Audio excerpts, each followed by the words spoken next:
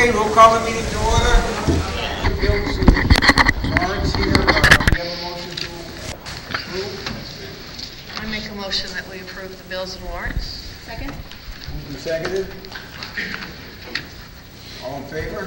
Aye. Opposed? The ayes have it. We've had a change because of the circumstances here with the budget. We changed our original meeting schedule. So in addition to tonight's meeting on the budget, we will have a meeting on Monday, March 11th at 6:30 here, where we will adopt the budget. Then the regular school committee meeting will be held on Wednesday, March 20th at 6:30, also here.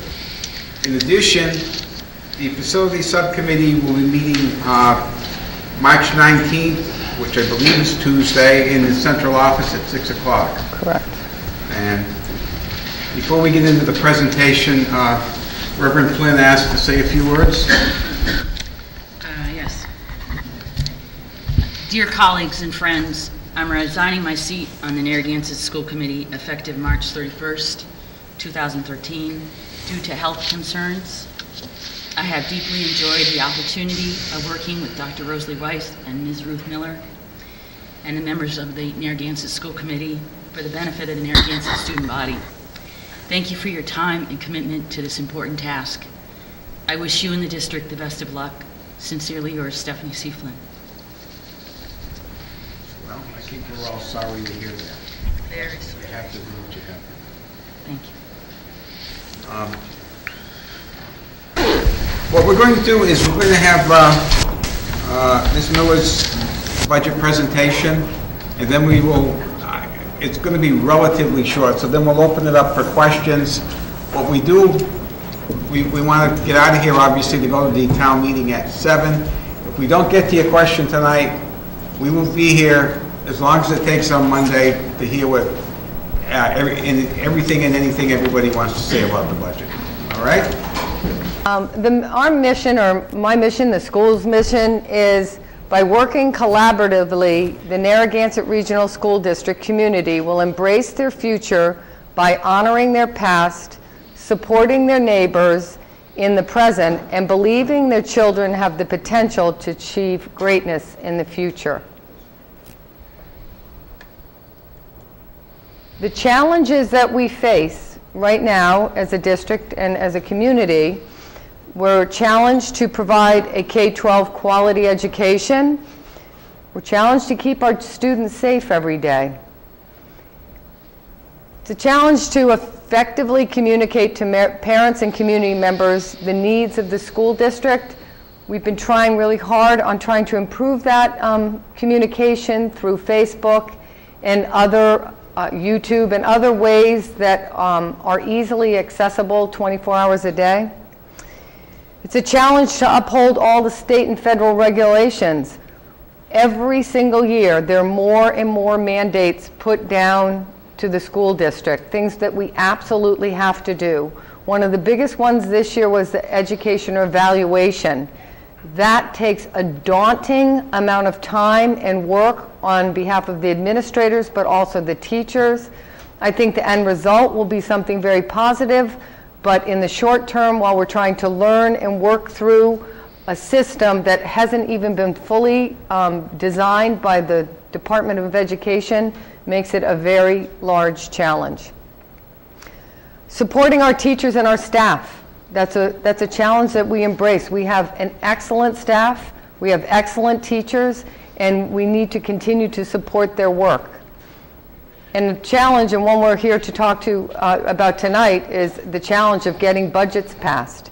Budgets that will effectively support the school and the children, while at the same time not make it too much of a hardship on the communities. So here's some nuts and bolts behind the numbers. Our state revenue, our Chapter 70, is $9,664,192. Can I still stand? Thanks. If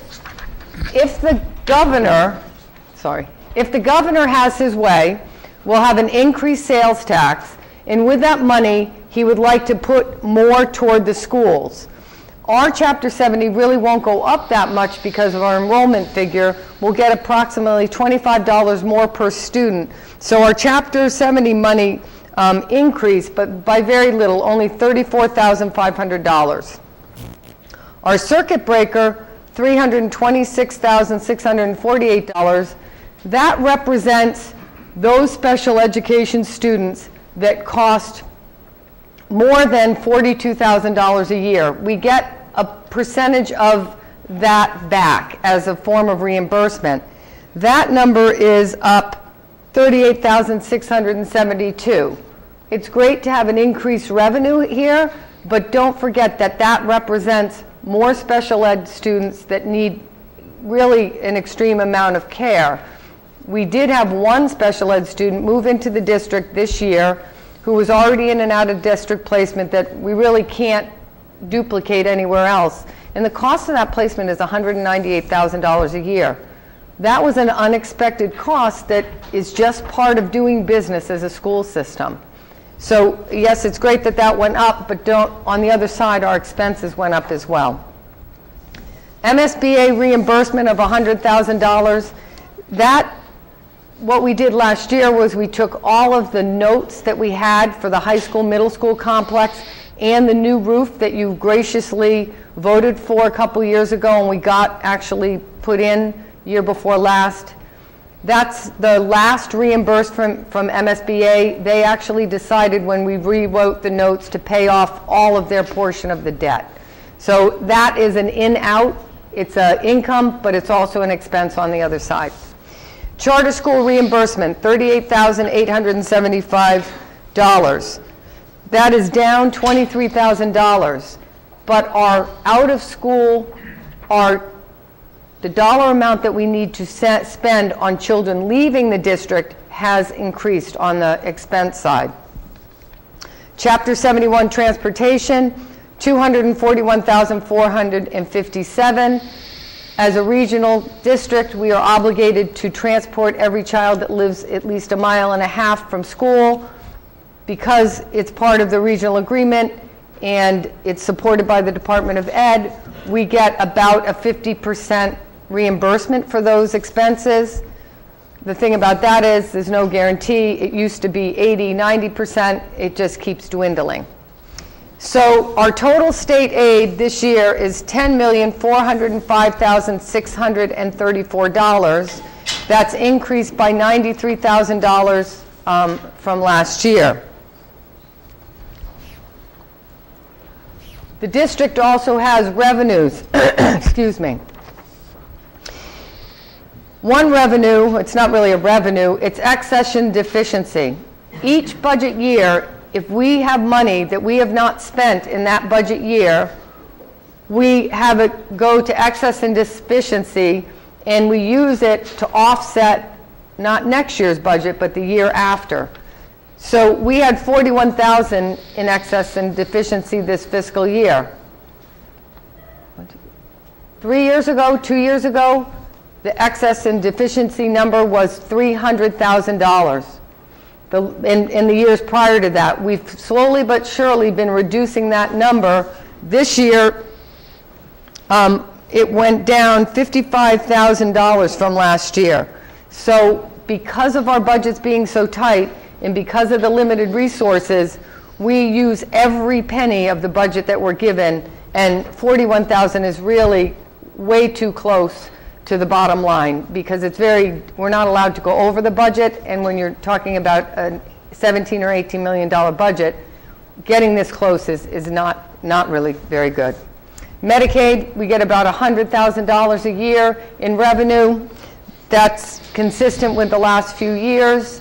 This money is, if you have OT or PT services, like you would get your health insurance covered, that's what this is. It's coverage for those kind of services that our students have while they're here in school. School choice, $757,313. That represents every student that comes from another town that wants to come here because we have such an outstanding program. That actually has dropped this year, $46,499. Primarily, it's reduced because we had 15 school choice children graduate from Narragansett last year, so they're no longer with us, and we only had about 8 places for school choice to come in as kindergarten students. So that's just a good thing. They graduated. A bad thing, we lose the revenue. Athletic revolving, $25,000. That's gate receipts, that's user fees, those kind of income that go into our revolving account, and we feel that we can transfer $25,000 over this year. Three or 4 years ago, when I started, that revolving account had close to $150,000 in it. Today, it has $12,000 in it.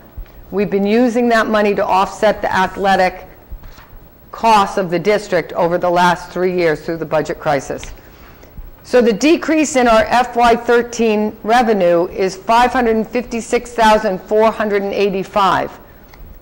That money represents the reduction in school choice of $46,000, the reduction in excess deficiency of $55,000, but in addition to that, we had allocated an additional $400,000 out of our reserves and put it in here. So this is where our reserves, we've been spending about $400,000 a year the last 3 years to just keep an even level budget. We cannot do that anymore. We should have closer to $1 million in reserves, and our auditor has said that we really can't take any more money out of that line, because if something happened in the district, we'd have no other money to provide for whatever we needed.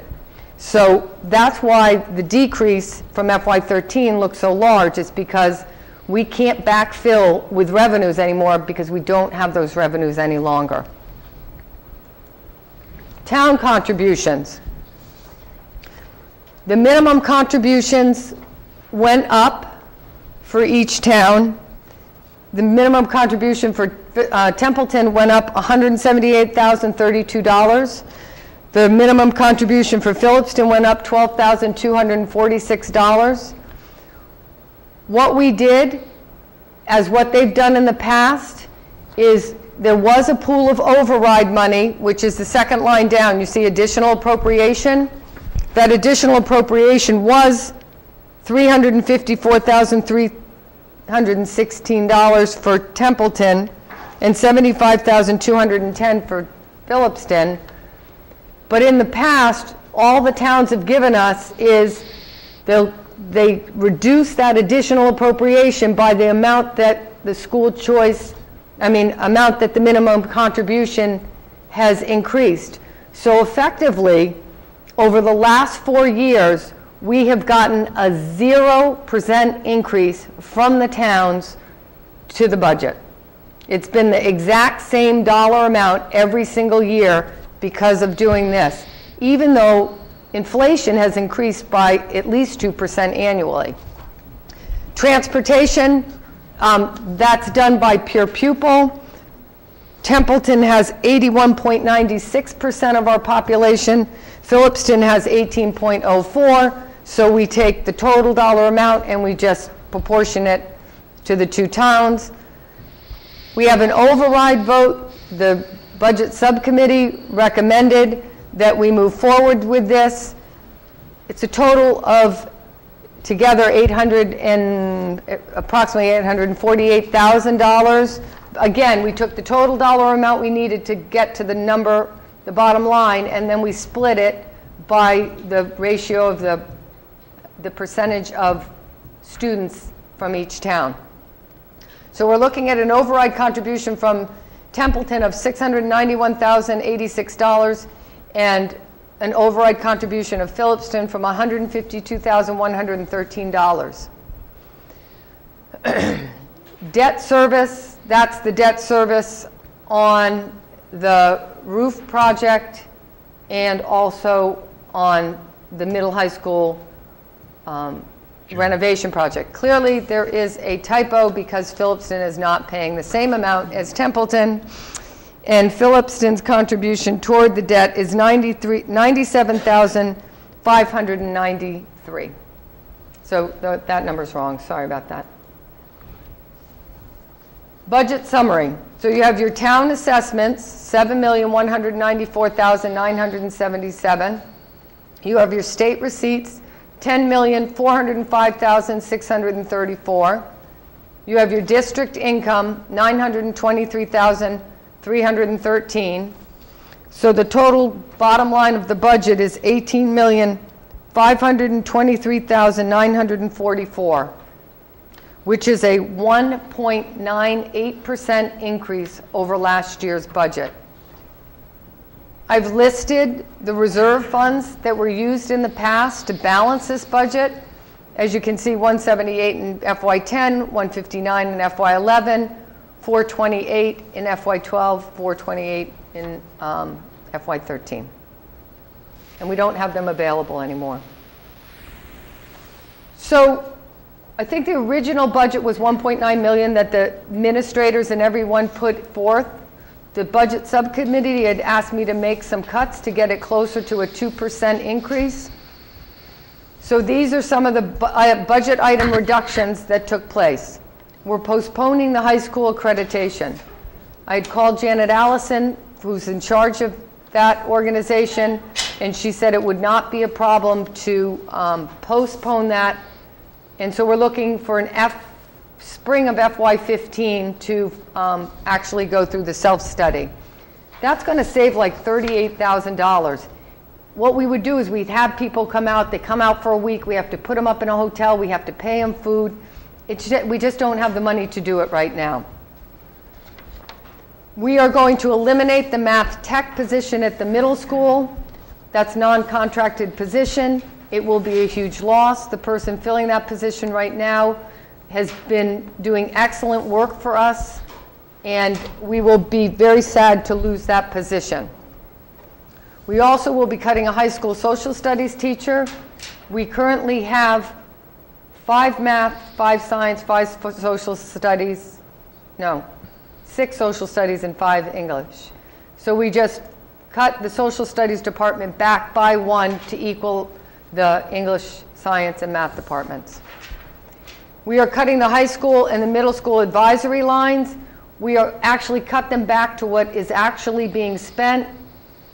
And we were able to take $10,000 out of that line because when we're doing the accreditation process for NEASC, we have stipends for teachers because it's very time intensive and labor intensive. So $10,000 of that is actually the postponing of the accreditation. We're reducing the substitutes at the middle and high school. We had like $66,000 in long-term subs for some of our younger teachers that went out on maternity leave this year. We look closely at the people that are going to have out potentially. We were able to cut that by a fair amount of money. We cut professional development resource supplies. We used to have between $150,000 and $200,000 in this line. What this line is for is to buy textbooks.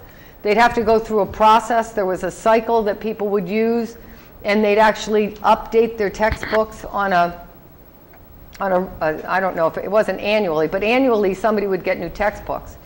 So that line has been cut to 0 for the last few years. We had, we had put $80,000 to try to get some of that money back. We've now reduced it to $40,000. Cut the high school and middle school textbooks. There were some textbooks in there, foreign language and other textbooks. We just cut all the textbooks out of the high school and middle school budgets. High school supplies we cut because we cut it back to last year's number. High school foreign language asked for some additional supplies, probably some of the foreign, all the things they're doing like today. This whole week is around the foreign language department. We did cut that back, not completely to last year's, but closer to last year's number. Transportation to homeless, we cut by $10,000. We don't have as many students that we need to transport for because they're living in another town. So we were able to cut that back this year. Middle school intramurals, it was $4,100. We cut it completely because we weren't using it. I think they're funding some of the activities through their activities account, but we haven't been using that money, so we cut that. Fuel to all schools, we really actually have been saving some money on the roof. We really weren't quite sure because that first winter was so warm, but we now have a couple winters under our belt, and we're able to save quite a bit of money, over $20,000 in these fuel savings. Acquisition of equipment at the high school English department and math department, we just completely cut out, so we don't have any acquisition of equipment. So we were able to cut $289,732 out of the budget through those cuts to get to where we are in this current budget. Items included in the budget that I think that you need to know. These are things we've included, and we have not incurred more costs to do it. We have 80 kindergarten students that are registering for kindergarten next year in Templeton. We have 3 teachers in that for those 80 students. We have proposed to put an additional kindergarten teacher in the budget. Our elementary adjustment counselor, we have 1 counselor for 3 schools, almost 500 kids. We really need another guidance counselor, so we put that in the budget. We would like to add, last year we cut the middle school teachers, teams, 6th, 7th, and 8th, back to 4 teachers from 5. It proved to be a complete nightmare for scheduling. Unless we put all the kids in one class and have class sizes of 38 to 40, we can't really get it scheduled appropriately. So we're considering doing 2 math teachers in 8th, 2 math teachers in 7th, and 2 math teachers in 8th, in 6th, so that we can double block the math time so they get additional math instruction. We're going to do something else creative like that with the English and social studies teachers, so that we effectively are going to double block the English language arts, which is essential for these kids. So we're looking at adding a 7th grade math teacher, adding an 8th grade math teacher, and replacing all retiring teachers at a Bachelor +3. That's a step on the scale. By replacing them with that, we're able to fund all those other positions. In addition, 5th grade will go down to 4, so that 6th grade can have 5. So really we're adding 2, but we can add the 2 because we're going to save money with the retirees. The other thing that's not included on this is that we are going to move a high school phys ed teacher down to middle school and a middle school phys ed teacher down to the elementary school. So the elementary schools will in fact have 2 phys ed teachers for 3 buildings, and we'll be able to get back to having 2 PEs per week, which I know was a real concern for some of the families. The other thing that's in this budget that the committee really did not want me to cut, so I didn't, and it is the only acquisition of capital equipment, if you call it equipment. We are funding $40,000 for the band students to have new uniforms. They have not had new uniforms in over 25 years. They're literally falling apart. They really can't fundraise for them because we don't let the sports or anyone else fundraise for their uniforms. And so the committee felt very strongly that we should leave that $40,000 and that those students deserved those uniforms. So here's the state revenue change. Here's historically, I think we keep hearing that, and I understand the towns are really hurting, but I think I needed to put perspective on that we have really been very fiscally conservative over the last few years. You can see that in FY10 we had a negative 1.8% to our budget. In FY11 we had a negative 4.8%. Whoa, in FY12 we got a 0.9% increase. And in FY13 we had a 1.3% increase. And in FY14 we're at like 0.9%. That isn't even close to the cost of inflation. Our district revenues, that's the amount, the E&D, the Medicare, the school choice, those things that we bring money in. In FY10, we saw a reduction of 3.15%. In FY11, we saw a 27.7% increase. That was the year that we started taking all of the school choice that actually come here and not putting any away for reserves and fully putting it in the budget. FY12, we saw a decrease of 6.4%. I think that might have been the year that we cut all the buses off, and so we didn't have some reimbursement there. In FY13, we saw an increase of 16.9%. Again, we could have had more school choice there. It's been, these numbers are volatile. They go up and down. It's really hard. You can't really tell how many school choice you're going to get or how many are going to leave.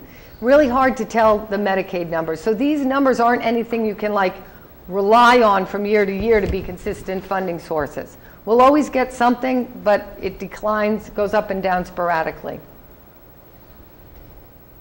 Proposition 2.5, and I know you probably can't read this, but each year the towns have the ability to increase their tax base by 2.5% without going to the voters for an override.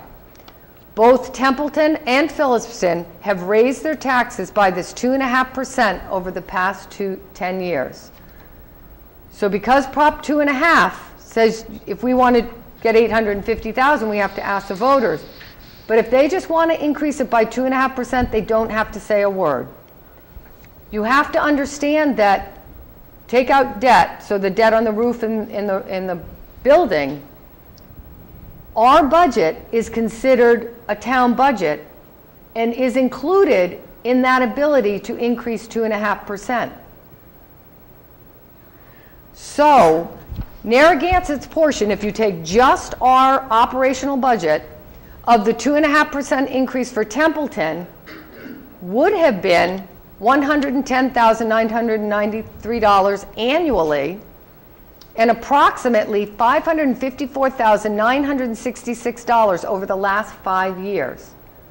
We did not get 1 penny increase from the town. We did not get 1 penny of that 2.5% that was automatically raised to the tax base every year in Templeton. Narragansett portion of the 2.5% increase for Phillipston would have been $34,108 annually and approximately $170,538 over the last 5 years. We have not gotten 1 penny of that money. In fairness to Phillipston parents and community, I need to let you know that if both towns don't pass the budget and we have to decrease the budget, even if Phillipston was willing to put it in under their levy limit, we need to give them back that money because it has to stay proportional. So I just wanted to make that clear. It's not like they hadn't tried to give us the money. The last 3 years, we've given them money back. Narragansett's budget has increased by $131,214, a negative 0.7% over this 5-year period, even though the inflation rate has exceeded 2% a year.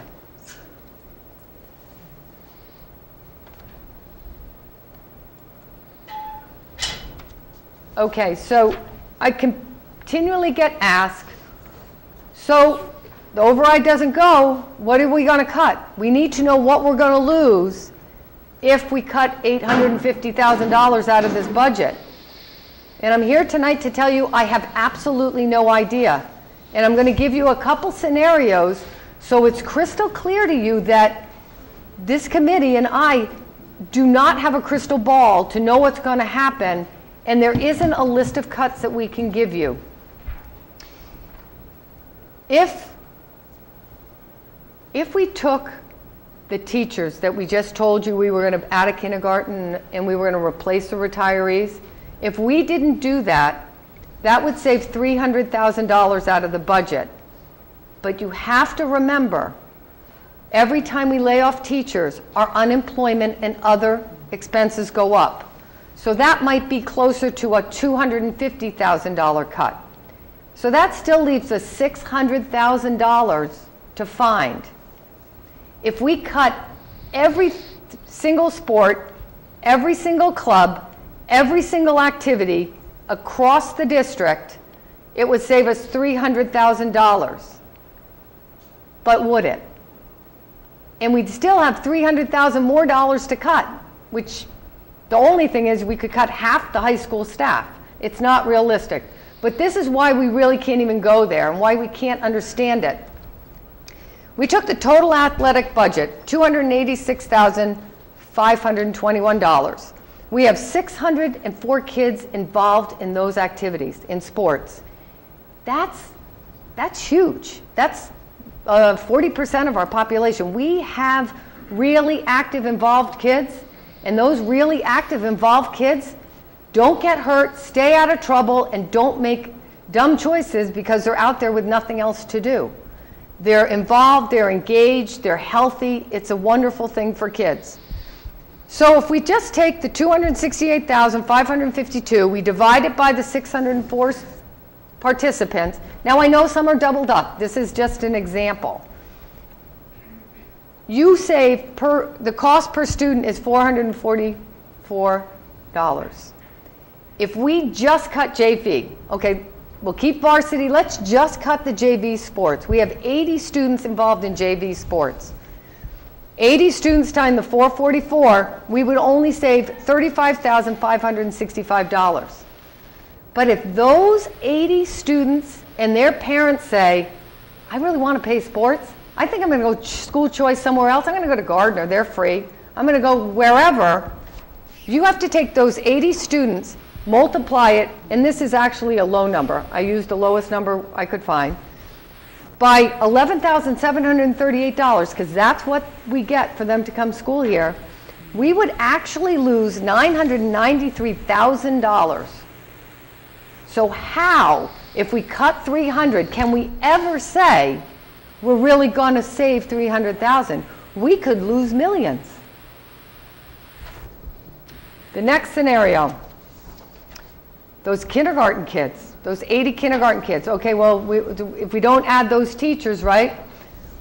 One first-year step teacher costs us about $40,000. So we have 80 students, $40,000, and we have about 20 kids per class. Not bad. If we don't hire that teacher, we have class sizes of 27, horrible, and that's if nobody else enrolls, which I've already heard there's 10 more kids that are enrolling. 10 parents choose to leave, times that 11,738, we're actually going to lose $117,380. But in the first scenario, if we add a teacher, we could probably school choice in maybe 10 kids at $8,000 a kid. It's $80,000. All right, maybe we can school choice 4 in. Then you have other towns paying for your kids to get lower class sizes and a quality education. A man is called selfish not for pursuing his own good, but for neglecting his neighbors.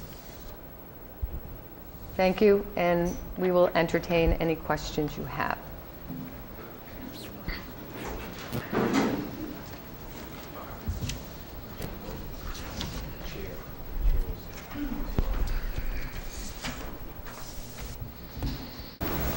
Anyone have any questions, comments? There's no way I was that clear. A couple of things, I would know, Ms. Miller, that I believe that there's a positive correlation to students needing IEPs and class size. That the bigger your classes are, there are going to be some borderline students who are then going to need some type of special needs attention. That's absolutely true. In addition, we had a report done by the state this year, and many of our high-risk kids are in the Phillipston school, and we have a correction that we have to make. We have 50 Templeton students, preschool and otherwise in Phillipston, and we were told that the facility, the classrooms that we serve our special education students in is not equal to or better than the regular ed students, and we need to correct that. 5 years ago, that same report was made, and the answer that they gave the state at the time was that we were going to build a new elementary school.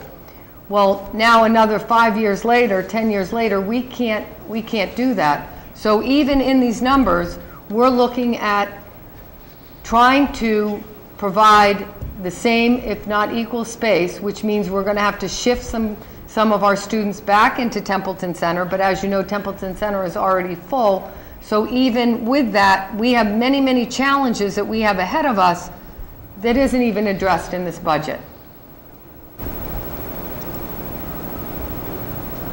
Yes, sir. A lot of the surrounding towns, are they in the same boat as we that bad at all? I'm sorry, say that again? A lot of surrounding towns, are they in bad shape like we are? Let me share something with you that I shared the other night, because you should be really, really proud of your school district. These came out the state last week or the week before. So what they did was they took the budget that you actually have, you know, that you were provided by the state, and then they added grants, because we get a lot of grant funding we use as well.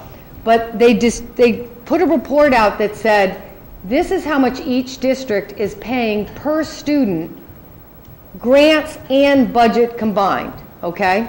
So I'm going to give you some figures, and then I want you to listen to where we are as a school district. So Narragansett pays $11,738 per student. Athol Royalston pays $13,697. Gardner pays $11,310. It's a little harder to equate with that because they have a town, so the town might pick up, the municipality might pick up some of the costs that we have to absorb from a district, regional district perspective. Monty Tech, $17,281. Ash West, $12,047. Quabbin, $12,145. Orange, $11,274.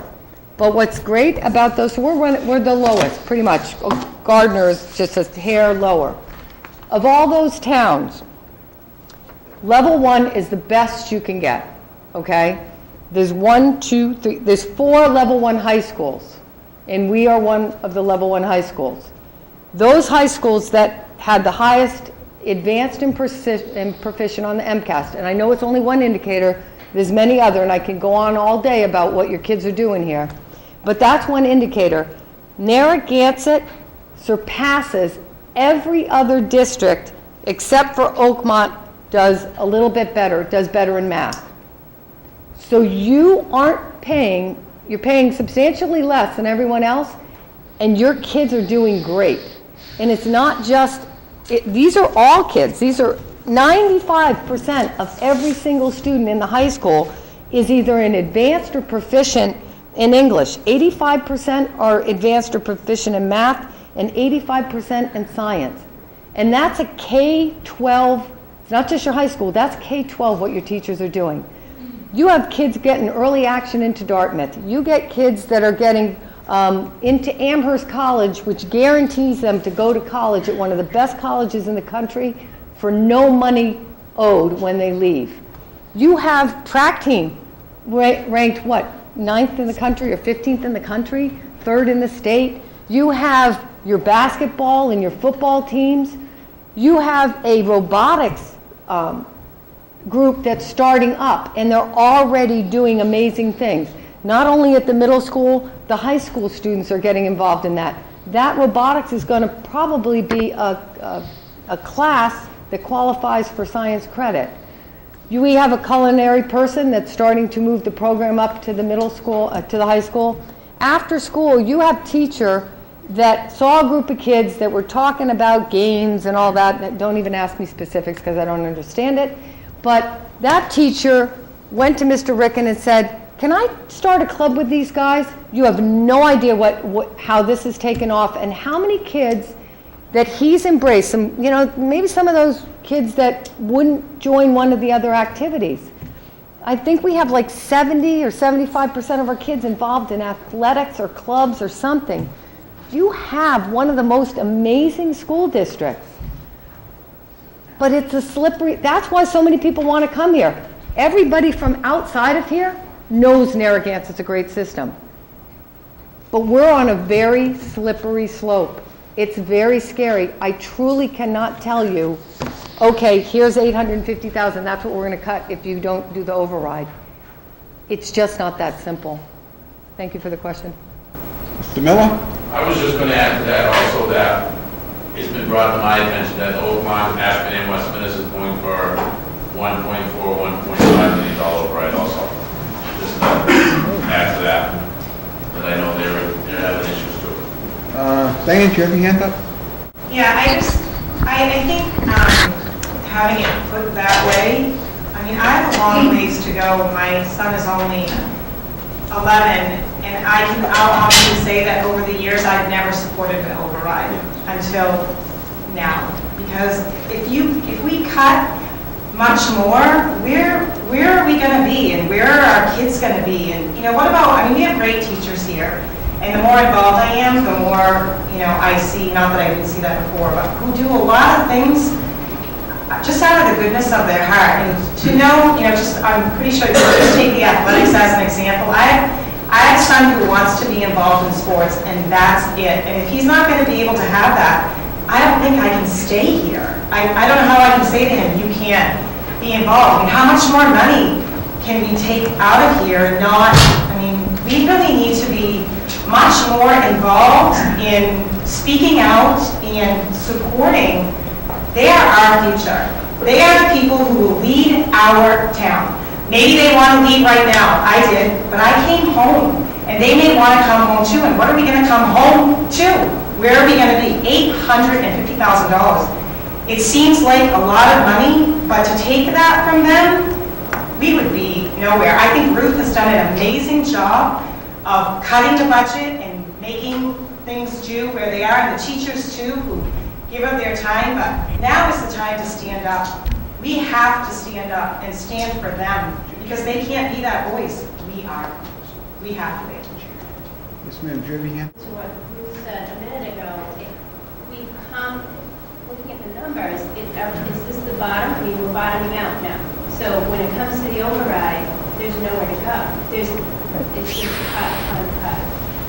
That's So accurate. This vote, I know we've had so many override votes. I don't know, how do we get the word out that this is it? This is, and just like Diane said, I mean, we have children involved, not just in sports, but music, the arts, the drama. Those are the things that we love out of necessity, because you're already running.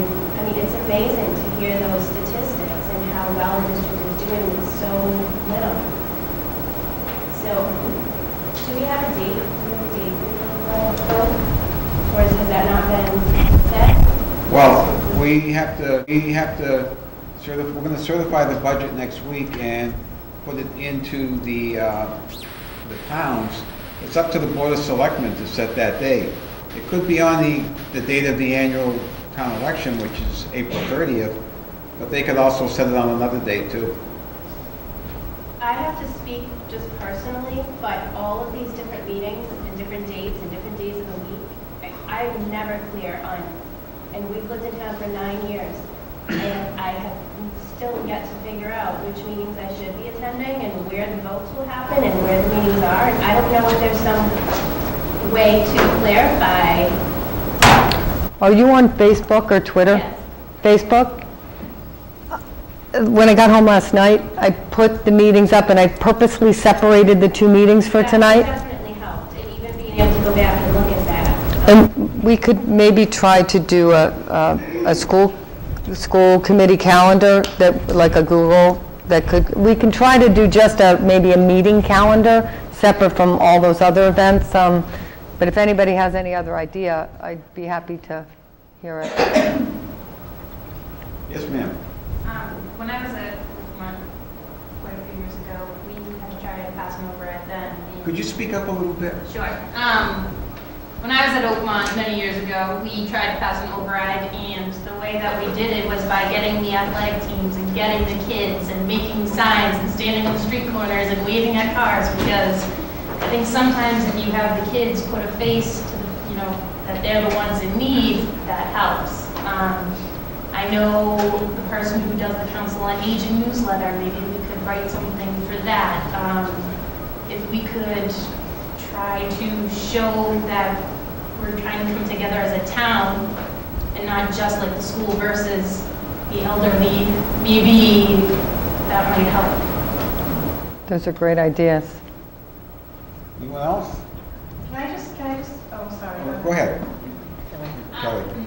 I don't know if you can or not, but when you had those scenarios up there of budget cuts, like 850, whatever we need to do, and just to give examples, can you print those, like, I mean, you can hand them out in school and print them out in the newspaper. I mean, those make you see there's really just, it's impossible. And I don't think a lot of people are like, what are you going to do with all this money? Why does the school need more money? People that don't come to these meetings and stuff don't have a clue and don't understand. What the school is putting money? Why does the school need money? But if you show them exactly, what we would have to cut and how little it would save us, I don't know if that's possible to get those scenarios out there just to give people a realistic view of what it is.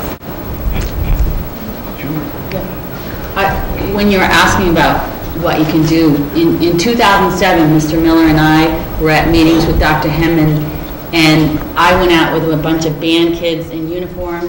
Mr. Miller was out there with athletic kids in uniform. We were playing the saxophone out there and across the street from where people were driving in. We did it in Templeton and in Phillipston. We contacted parents who had not yet registered to vote. Being someone who's always thought voting was important, I do not understand personally how you could even give birth without registering to vote in this country. To me, that's just... So we contacted people who had not yet registered to vote. We had a voting drive here at the high school. My son was involved with that. Perhaps the National Honor Society would be involved with that. We did that. We also sent out mailings. The athletic did all the kids that were involved in athletics. Every person that had students in the district. Yeah. Sure they We did that, and we also contacted all the music and drama parents, and we took it as a block. I've also, along with Mrs. Capps, looked at the list of who voted, and I have to tell you, it's a scandal to me to see how many parents don't vote, how many Narragansett staff members don't vote, school committee members. You gotta vote, you gotta get your spouse to vote. I'm sorry, I've seen the list, so I know what I'm talking about. So we all need to vote, take that responsibility very seriously. And also, I want to tell you, Gary McEwen's behind me, but in the congregation in Phillipston, I know people in the congregation that are Gary McEwen's parents and their age group. Don't assume the elderly don't vote yes, because I know a lot of them do vote yes, because they understand education is important. So talk to your spouses, your loved ones. If your kid's 18, get them to vote. There's a lot of ways you can talk about it, and you can get people involved and can make the phone calls. Last override, I personally wrote 45 notes to people I knew asking them to vote yes. Some of them were staff members, some of them were parents. Not all of them did. But it's really important to take that civic responsibility, very important. When my son was involved in Cub Scouts, we interviewed Jovi Bennett, who's from the Philippines. And I tell you, when you hear somebody who's moved here and takes the responsibility to vote more seriously than someone like who's lived here 5-6 generations, who goes back to the Mayflower, what are we thinking? The opportunity to vote is very important. You can encourage your friends, your neighbors, the grandparents, and don't forget the elderly, because a lot of times they will vote yes if you give them the chance. Diane, do you want I think I just wanted to pretty much say some of the same things. There are a lot of parents, I know right here, right now, who really want to help. And I think it just requires all of us trying to get together and talk to one another. And it's it's really, like it's not, I don't know that it's, over the last couple of years, that it's an us and a them kind of thing. This should really be about the whole town. This is our school. This is this town's school. It's not the school, it's our school, whether your kids are here or not. So I think it's just, we just need to talk to one another. What can we do? Where can we meet? I think that we talked about today, Ruth is going to have a day meeting and a night meeting. So, there's if you're with anybody on Facebook, just invite people. We can try to get the word out that way. Because you obviously all want to do something, you're here. So, we just need to keep it going.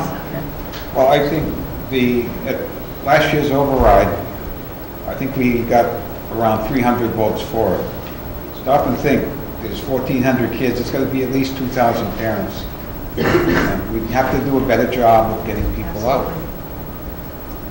Anything else? Yes, ma'am. This is a little more for us. As Diane was saying, there is a couple of groups. There's the school group, but also there's a group on Facebook that's taking a stand for our kids, Templeton. If you guys can find that group, please, because we are working on trying to work on a voting campaign, talking to your neighbors and getting out. So if any of you can spare just a little bit of your time, if you want to try and do that, please look at our... Can you tell us what the page is? Taking a stand for our kids, Templeton. Okay. Is what it is. So find us on Facebook, or look through school, you'll find it, friends, and that way we'd love to have more help. All right, it's 6:55, the town meeting's going to start shortly. Again, we will be meeting on Monday, where we will adopt the budget. And if you have any questions you feel weren't answered tonight, we'll try to get to them now. Would there be any more changes between what was presented tonight and Monday night? Are you going to vote on that?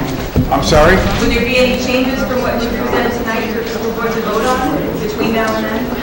There might be a few, let's say, cosmetic changes. Basically what you saw tonight. I would just like to say, I really urge you to put it down at the bare bones of what a school has to provide, and all they're basically begging for is books and teachers at this point. There's nothing left to cut. Books and teachers. Thank you. We have a motion to adjourn? Second. All in favor? Aye. Opposed? The ayes have it. We're adjourned.